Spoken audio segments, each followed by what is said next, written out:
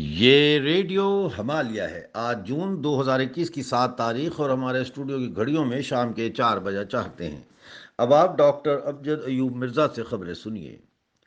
پاکستانی ریاست کی مردود فوج اور پنجابی بیوروکریسی کی پاکستانی مقبوضہ سندھ کے شہر کراچی کے گرد و نواح میں بیش قیمت زمینوں پر ناجائز قبضوں اور پراپرٹی ٹائکون ملک ریاض کے بحریہ ٹاؤن کے نام سے ہاؤسنگ سوسائٹیز بنا کر مقامی سندھیوں کو بے گھر کرنے کے خلاف بغاوت نے سر اٹھا لیا ہے۔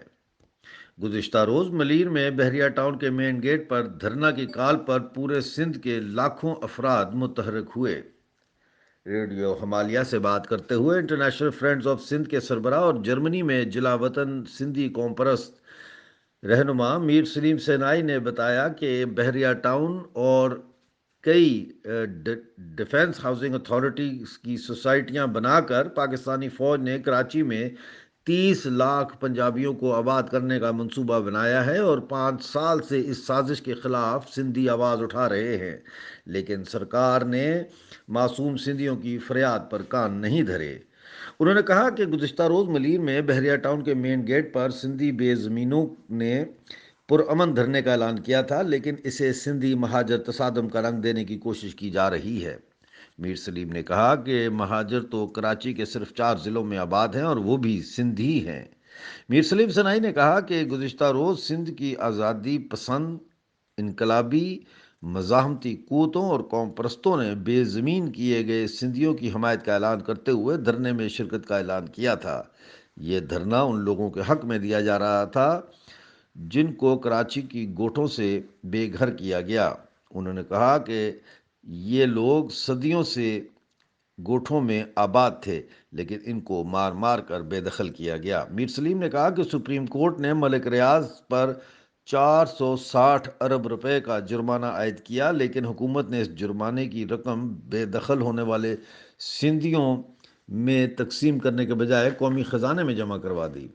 میر سلیم نے کہا کہ سندھ انڈیجنس الائنس کے نام سے قائم تنظیم نے تمام گوٹھوں کے بے دخل کیے گئے سندھیوں کو ساتھ ملا کر طویل جدوجہد کی، لیکن اس کا کوئی خاطر خواہ نتیجہ نہ نکل سکا اور حالیہ دھرنا سندھ سول سوسائٹی اور سندھ انڈیجنس الائنس کی تنظیموں پر مشتمل سندھ ایکشن کمیٹی نے منظم کیا تھا۔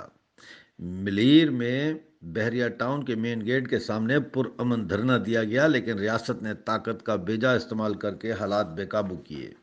میر سلیم سنائی نے کہا کہ دھرنے میں شریک ہونے کے لیے آنے والے قافلوں کو ہر جگہ روکا گیا۔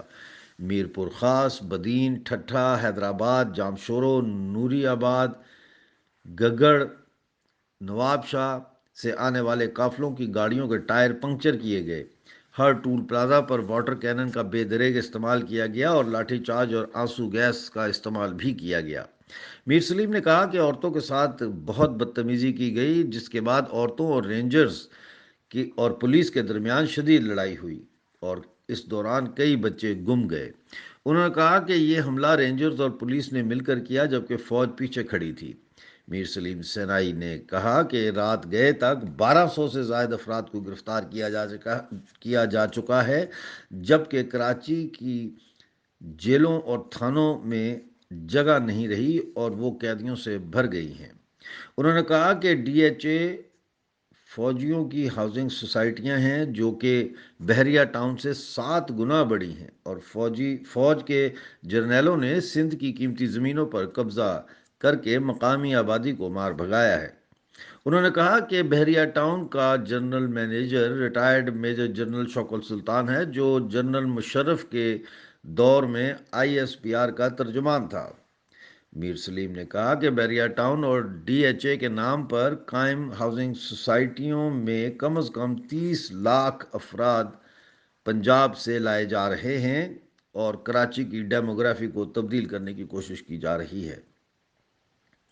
لندن سے متحدہ قومی موومنٹ کے قائد الطاف حسین نے لندن سیکریٹریٹ سے جاری اپنے بیان میں کہا ہے کہ وہ اور ان کے ساتھی سندھ کی بہادر بیٹیوں اور بیٹوں کو سندھ کے حقوق کے لیے منظم ہونے پر خراج تحسین پیش کرتے ہیں اور سلام پیش کرتے ہیں۔